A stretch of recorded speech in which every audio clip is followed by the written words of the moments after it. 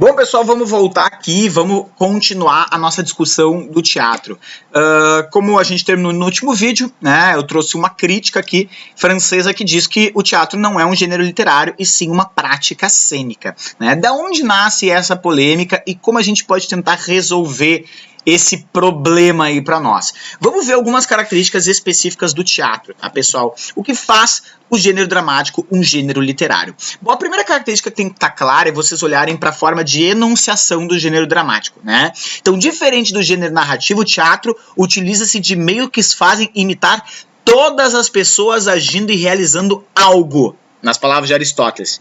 O que quer dizer isso? Quer dizer que só há pessoas agindo e interagindo. Não há uma voz de fora, como é o gênero narrativo, que vai mediar essa interação. Não, a interação se dá pela dinâmica dos diálogos. Por isso a gente diz que é uma enunciação em primeira pessoa. Então a arte dramática expressa essa mimese por meio de uma enunciação em sempre primeira pessoa.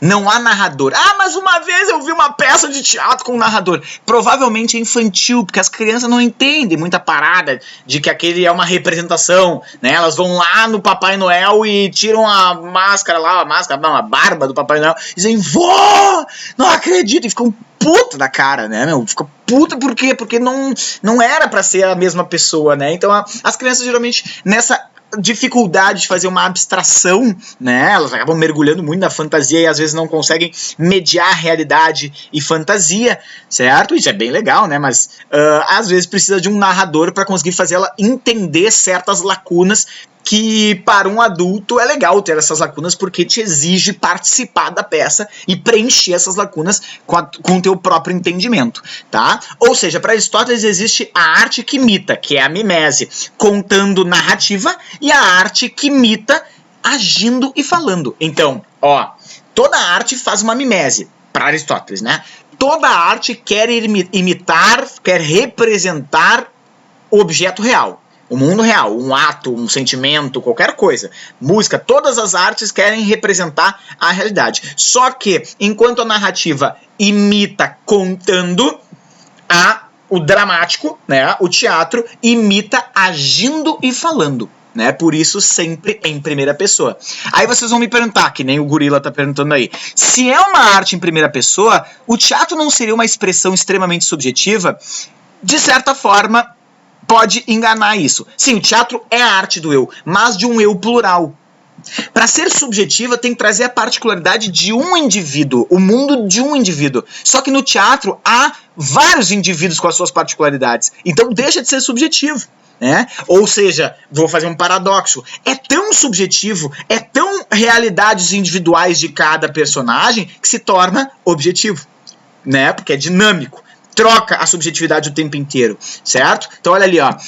O teatro é a arte do eu, mas de um eu plural, visto que cada personagem toma a palavra direto para si, sem interferência de um narrador, não há mediação, o que transforma esse modelo de subjetividade em ideal de objetividade. É tanta individualidade que ganha um caráter objetivo. Todo mundo tem direito à voz. Não é a subjetividade de um sujeito. São várias subjetividades de todos os sujeitos presentes. Certo? Então, é em primeira pessoa, é verdade, mas é objetivo porque são várias primeiras pessoas e não há especificamente uma voz que media essas ações. Certo? Por isso que vai dizer Patrice Pavis.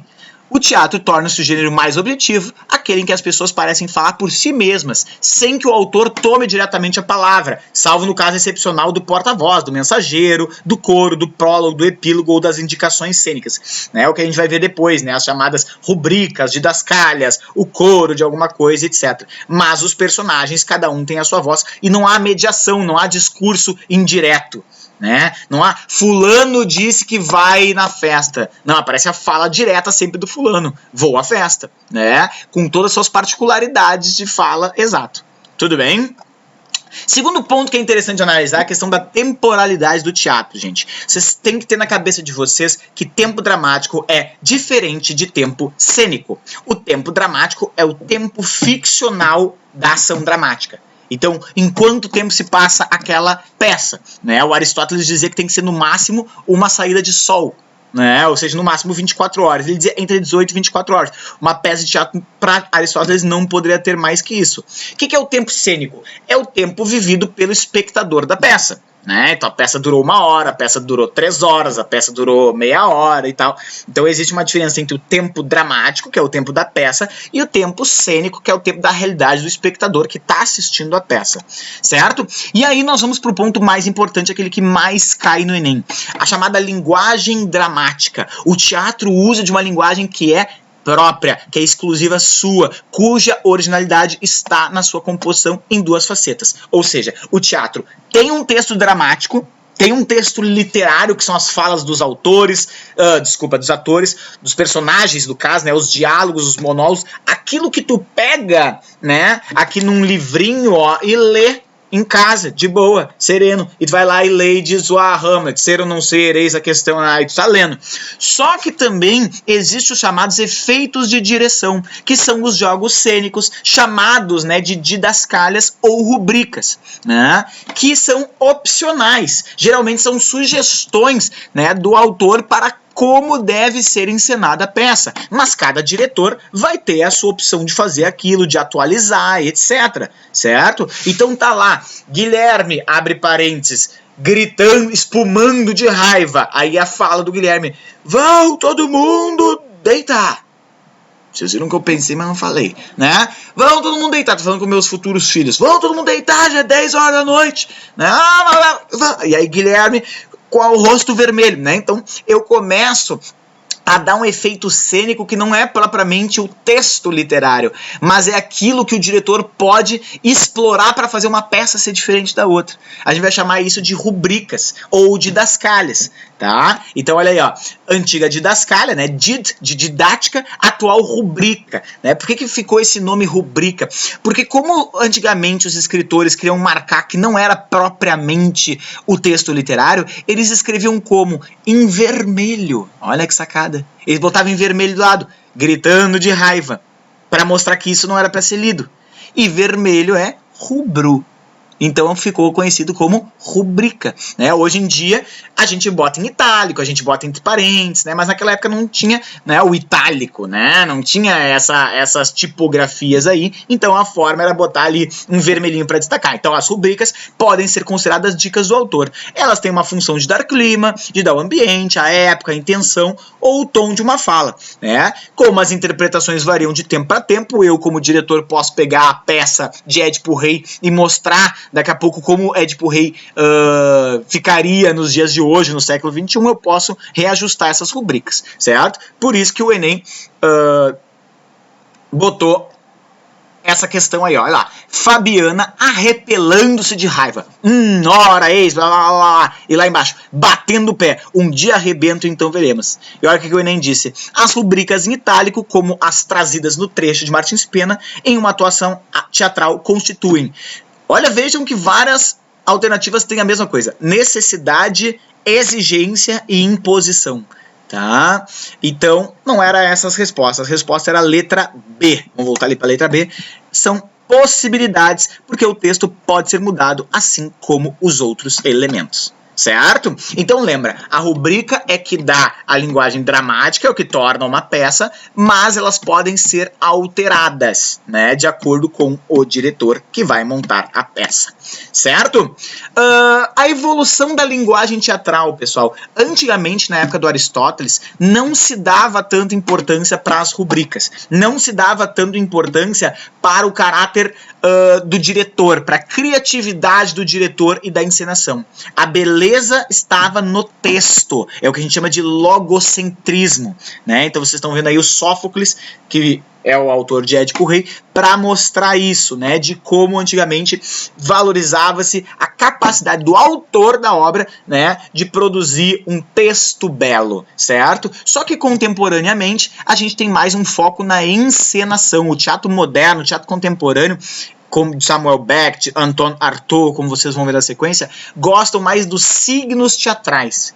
que são signos teatrais? Não são os signos verbais, são signos cênicos. Aquele que impressiona mais pelo movimento, pela uma expressão, pelo jogo de luz. Isso para eles é a teatralidade, como a gente vai ver na sequência, certo? Antoine Artaud vai dizer: a linguagem das palavras deve ceder lugar à linguagem dos signos, a fim de reencontrar uma forma de linguagem única, a meio caminho entre o gesto e o pensamento. Ó, o meio caminho entre o gesto e o pensamento, certo? Essa discussão, gente, não pensem que ela morreu, tá? Quem fez a URGS há pouco tempo atrás deve ter lido Gota d'Água, e se fossem ler o prefácio de Gota d'Água, há uma enorme discussão ali nos anos 70 de o que seria uma boa peça de teatro.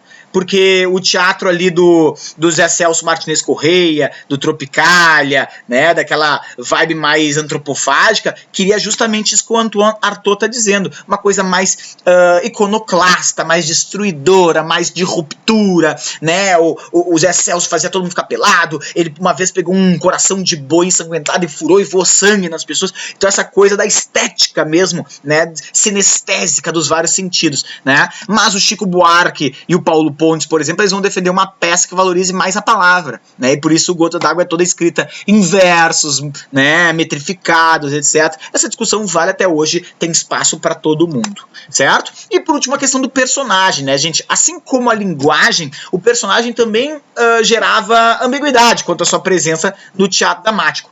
Para Aristóteles, olha o que ele vai dizer: muito longe de imitar caracteres graças a pessoas em ação, os autores concebem, ao contrário, os caracteres através das ações. Assim são realmente os atos cumpridos e a história que constituem a finalidade da tragédia. Ora, a finalidade é tudo, é a coisa mais importante. A tragédia não imita homens, mas sim a ação, a vida. Então, para Aristóteles, o mais importante não era o personagem, mas as suas ações. Né? Então os personagens eram meras marionetes de ações universais. A ação grandiosa, a decisão, né? A certeza, o gesto heróico. O personagem estava ali cumprindo uma ação. E isso também vai mudar nos dias de hoje. Já nos tempos modernos, os autores passaram a desconfiar dessa preferência psicomoral e deram voz à individualidade dos personagens. O foco da peça passou a ser o personagem e seu dilaceramento psicológico, né? Maiores que qualquer lição moral, política ou religiosa. Ou seja, a gente aburguesou-se, liberalizou-se, né? Estamos mais focados no indivíduo e nos seus dramas pessoais. Então o indivíduo ele é um ser único e complexo. Ele não representa ações universais. Aquilo é dele, é específico dele. Então, mostrando um slide parecido com o outro, antigamente a ação do homem é maior que o homem. O personagem representa um debate moral. E no teatro contemporâneo, os personagens têm uma função essencialmente dramática, colocada sob o conflito interno, intrínseco, pessoal.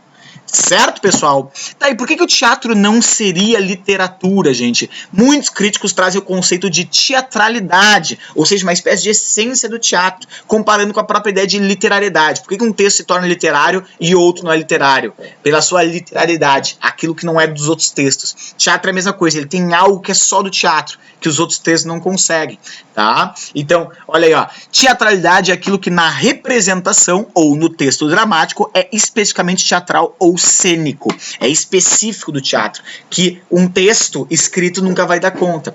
Diz Roland Barthes, o que é teatralidade? É o teatro menos o texto, é a espessura de signos e de sensações que se edifica no palco a partir do argumento escrito.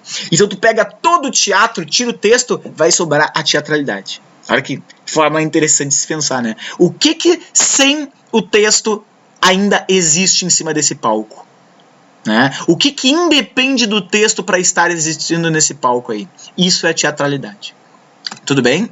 Então a gente pode dizer que o teatro tem signos próprios, independentes do texto, tem um lugar particular, né, sustentado por uma representação, e tem vias visuais e sonoras que tornam aquilo muito mais que uma obra, mas tornam aquilo um espetáculo. Isso também é interessante de se pensar. O teatro ele tem uma linguagem tão complexa que trabalha com tantos signos próprios, além, né, de visuais, signos sonoros, certo? Que torna aquilo muito mais do que uma obra, mas um espetáculo, né, a partir da sua representação. Então, por fim, para acabar esse vídeo que já está se estendendo, o teatro, assim como a música, é um gênero híbrido, porque ele tem um texto literário, os diálogos e a poética, mas ele tem uma performance cênica, né, a partir do auxílio das rubricas. Dá um print nisso aqui e lembra de comparar com a música. A música também, para quem pegou leitura obrigatória na URGS, ela é o disco, ela é as letras, mas ela é o som. Ela é uma ave no céu, uma ave no chão, do agudo pro grave para mostrar o movimento da ave. Certo, pessoal? Fica aí que vai ter também os subgêneros do teatro daqui a pouco.